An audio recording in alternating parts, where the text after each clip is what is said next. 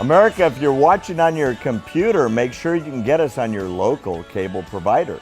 Go to u2america.com and enter your zip code to find out where you can find us locally. I'm Barry Nussbaum, filling in for Dr. Gina. Welcome back to America Trends. At the DNC, former Secretary of Defense and Director of the CIA, Leon Pancetta, was literally booed by the crowd for saying we need to fight terrorism. What is wrong with the Democratic Party? Joining me now is the esteemed Dr. Sebastian Gorka. He's a New York Times best-selling author of the book Defeating Jihad, and you can find him at thegorkabriefing.com. Welcome, Dr. Gorka. Thank you so much for having me. It's a pleasure. Listen, before I ask you my zillion questions, your parents are from Hungary?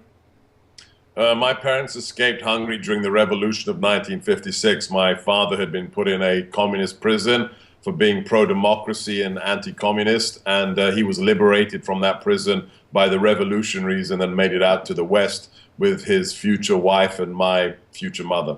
We're fellow Magyars. Both my parents are Hungarian. Very happy to hear it. See ya.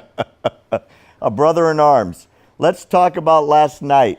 Leon Pancetta. He goes on stage.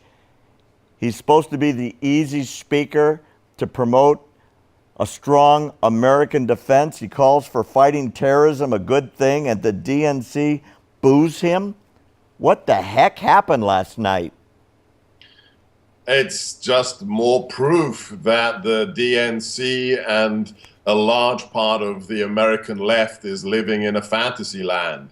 If you listened to the Congress so far, to the convention, what did you hear? For the first 61 speakers of the Democratic convention, not one person mentioned terrorism, Al-Qaeda, ISIS, or jihad. The first 61 speakers. And then if you listen to the rest of the convention, you could really only conclude one thing. As far as the Democratic Party is concerned, there are only three threats to the United States. Number one, AR-15 rifles. Number two, global warming. Number three, Donald Trump. These are the national security threats to America. I'm laughing because you're right, and I don't understand it.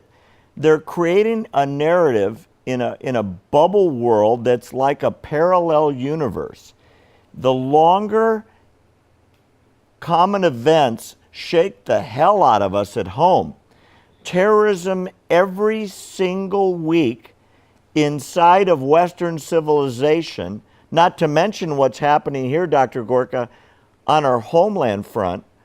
Do they truly believe at the DNC that all of America that's watching this convention is going to buy the narrative and dismiss current events? I mean, is that truly what they believe philosophically or strategically? I think they believe they can get away with it because it works. The left is very capable because they've learned in the last 30, 40 years that it's not about facts, it's about emotion, it's about narrative. Because if it were about facts, then the DNC would have to admit that in the last 2 months, the jihadis outside of Iraq and Syria have been executing a terrorist attack every 84 hours. One attack every 84 hours. They'd have to admit that in the last 4 days, we've had a pregnant woman killed by a jihadi. We've had a suicide bomber try and get into a music event in Germany. And we've had a French priest beheaded in front of the altar of a Catholic church. That's the reality. But it's irrelevant. As the great Chris Plant, the radio talk show host here in Washington says, for the left, for the liberals, reality is optional. And they do, and they live in a bubble. They live in a Teflon-coated fantasy bubble.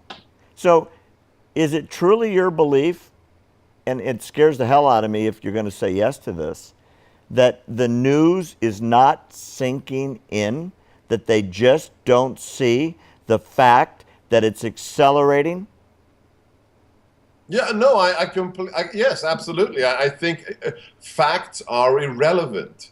It's all about narrative. It's about emotion. Trump is a spy for the Soviets, for Putin, for the Russians. Don't you get it? He's a pig.